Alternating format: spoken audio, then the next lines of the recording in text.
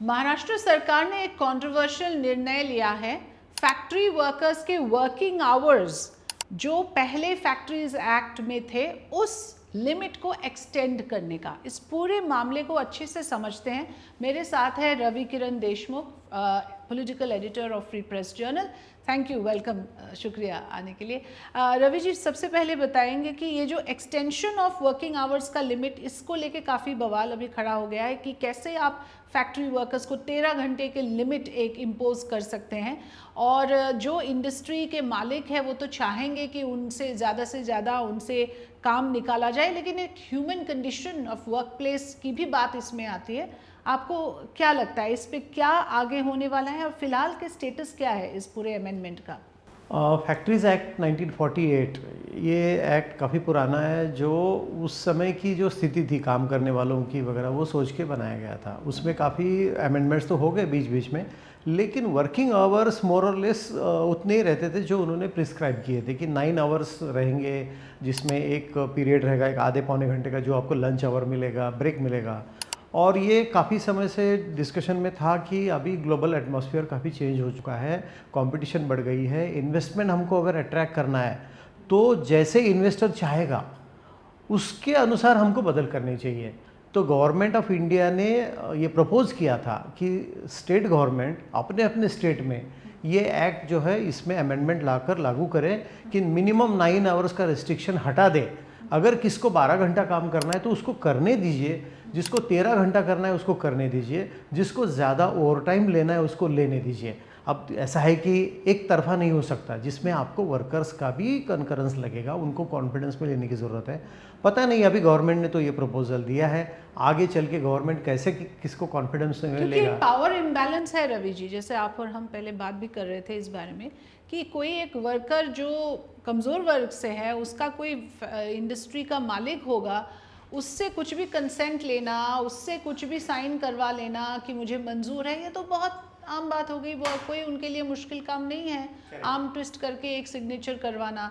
तो कहीं ना कहीं क्या इस बात का डर है कि एक्सप्लॉइटेशन की गुंजाइश इसमें है? हो सकता है, क्योंकि देखिए आज लोगों को काम की ज़रूरत है।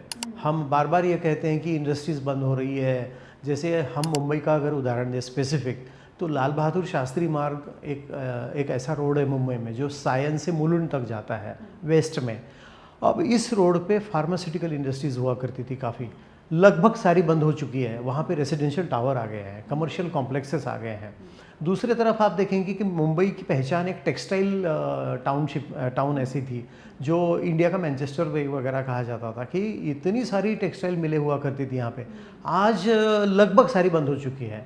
तो भी हमारे यहाँ आसपास बिल्कुल कपड़ा बिल्कुल मिल्स, बिल्कुल डोरी मिल्स, सब अभी सब कमर्शियल बन गए, सब मॉल बन गए, मल्टीप्लेक्सेस बन गए, रेजिडेंशियल टावर बन गए।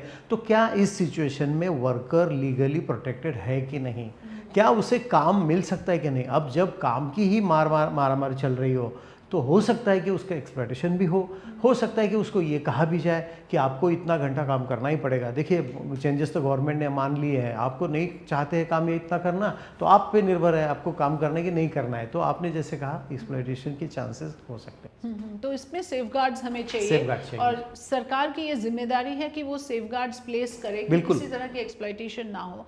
लेकिन बात ये भी है रवि जी, अभी दुनिया भर में बात चल रही है कि वर्क लाइफ बैलेंस। जब नारायण मूर्ति जी ने ये कह दिया था कि 70 आवर्स वर्क, तब कितना बड़ा इशू हो गया था। अब आप देखिए क्या हो रहा है। 13 आवर्स के हिसाब से आप लगा लीजिए हिसाब कितने घंटे होते हैं पर वीक। मतलब ये तो और किसके ऊपर लागू होता है भाई? प्राइवेट सेक्टर अगर आप बोल दें तो फिर तो काफ़ी इसमें ऑफिसेज सारे इसके एम्बिट में आ जाएंगे। देखिए हमारे देश में एक बेसिक इशू है जो मैं आपको हाईलाइट करना चाहूँगा इस समय। हमारे यहाँ इंडस्ट्रियल टाउनशिप एक कंसेप्ट हुआ करता था कि जहाँ पे वर्कर रहेंगे भी और काम भी करेंगे। तो अपने घर से निकलने के बाद विदिन 10 मिनट्स 15 मिनट्स 15 मिनट में वो काम पे जगह पहुँच जाएंगे। तो ना उसका ट्रैवल का टाइम बढ़ेगा और उनको भी एक काम में थोड़ा सा इंथुजियाज्म रहेगा।